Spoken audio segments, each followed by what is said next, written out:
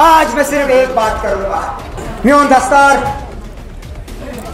म्योन यज़त, म्योन यटूब। उमर अब्दुल्ला ने जम्मू कश्मीर की जनता के सामने अपनी पगड़ी उतार कर रख दी है। उन्होंने कह दिया है कि अब मेरा सम्मान, मेरी इज्जत कश्मीर के जनता के हाथ में है।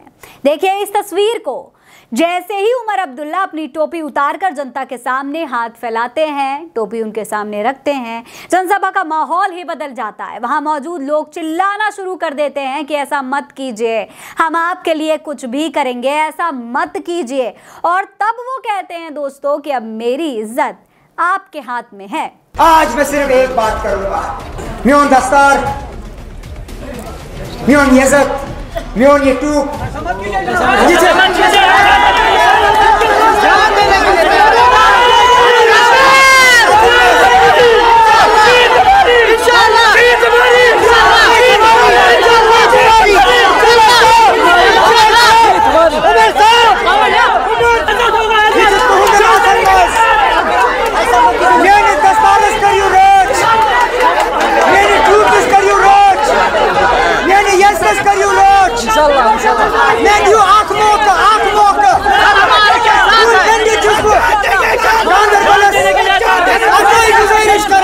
दोस्तों जम्मू कश्मीर के विधानसभा चुनाव में जीत हासिल करने के लिए इस बार कांग्रेस और नेशनल कॉन्फ्रेंस के गठबंधन ने पूरी ताकत लगा दी है।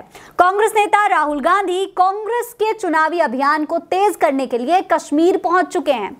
दूसरी ओर नेशनल कॉन्फ्रेंस के नेताओं ने भी अपनी सक्रियता बढ़ा दी है। जम्मू कश्मीर के पूर्व मुख्यमंत्री और नेशनल कॉन्फ्रेंस के अध्यक्ष उमर अब्दुल्ला इस बार मध्य कश्मीर की गादरबल विधानसभा सीट से चुनावी मैदान में उतरे हुए हैं। लोकसभा चुनाव के दौरान हार झेलने के बाद भी उमर अब्दुल्ला इस बार विधानसभा चुनाव में वो जनता का समर्थन बटोरने में कामयाब होते हुए नहीं दिखाई दिए थे, क्योंकि मतदाताओं के सामने अपनी टोपी उतारने भर से ही उन्होंने मतदाताओं को भावुक कर दिया है। गांदरबल से नामांकन के बाद सभा के दौरान उमर अब्दुल्ला ने अपनी टोपी उतारने के बाद मतदाताओं से हाथ जोड़कर जीत दिलाने की अपील की है। दरअसल लोकसभा चुनाव में उमर अब्दुल्ला को अपनी हार का भरोसा नहीं था और इसीलिए उन्होंने इस बार भावुक अंदाज में मतदाताओं से अपील की है।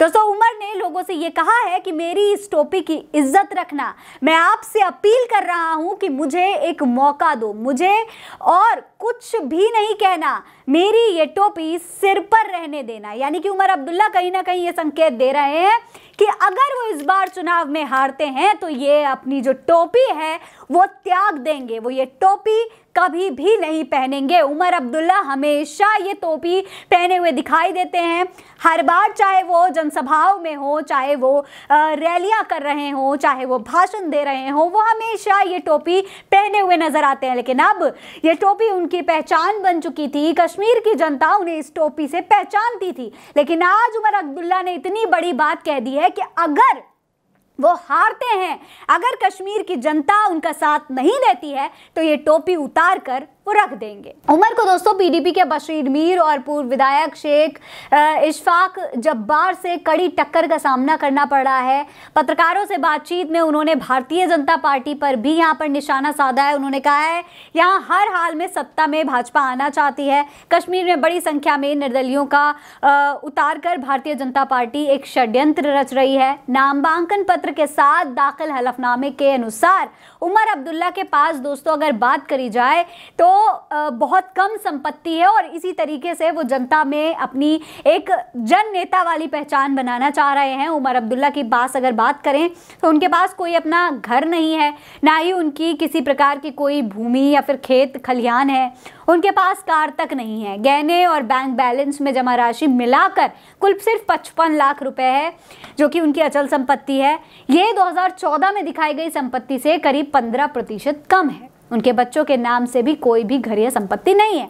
ऐसे में उनका पूरा का पूरा फोकस जनता के साथ कनेक्शन बनाने का है। अब कांग्रेस के साथ उनका गठबंधन जम्मू कश्मीर के चुनाव में कितना असर दिखा पाता है, ये देखना काफी दिलचस्प होगा। फिलहाल इस खबर में इतना ही। ये खबर आप उल्टा चश्मा यूसी पर देख रहे हैं। नमस्कार।